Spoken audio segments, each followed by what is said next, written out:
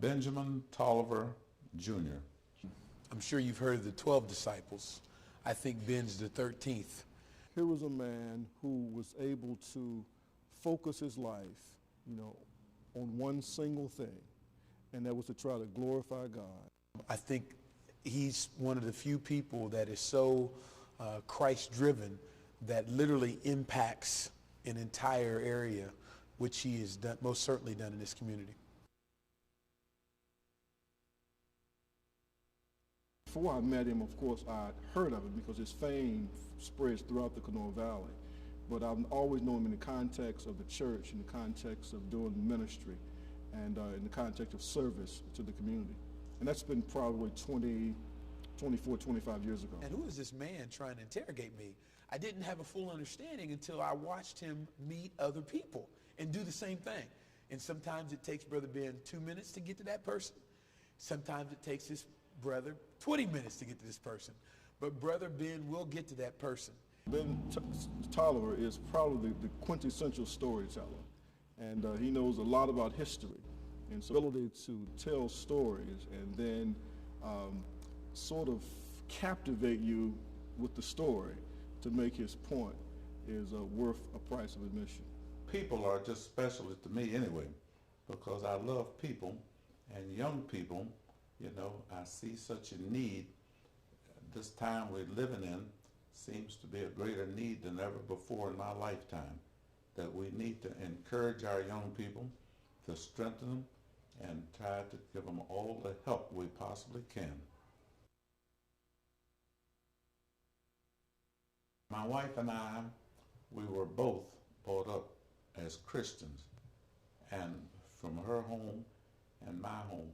He's had a great commitment to children and raising his own children, and then he and his wife providing a home for probably nearly 200 foster children, and several children they actually adopted and raised as their very own. We had 6 children, 4 boys and 2 girls. And the doctor recommended not to have any more. So I said, tell me the truth, what are you getting at? She said, well, now they're all the children in school, and what I would like to do, somewhere there's a little baby that needs somebody, and this is what I would like to do. When they come, they told us that we will pay you $50 a month to take care of this child. She says, I don't want that. I don't want that. I said, now wait a minute, we're going to travel by faith. This is a true story. So they brought a little child there that was 3 days old. The child was 3 days old. Which was about 32 years ago.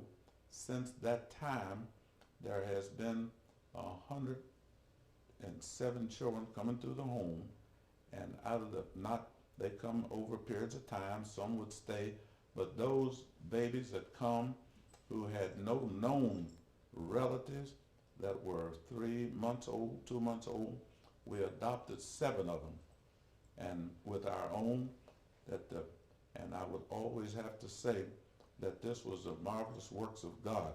We put them through Christian school, and 2 of them through Christian college, and with the others, they all made their way.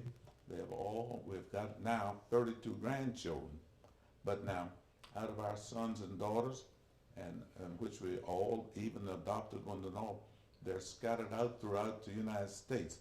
They have jobs of all descriptions. He's the only man that I know that has 2 wash machines and 2 dryers, but he always takes his clothes to the laundromat, because he takes his clothes to the same laundromat on the east end of Charleston where he's been going for years. It's right there on the major thoroughfare on Washington Street, and it gives him the opportunity just to meet and to talk to people, particularly young people.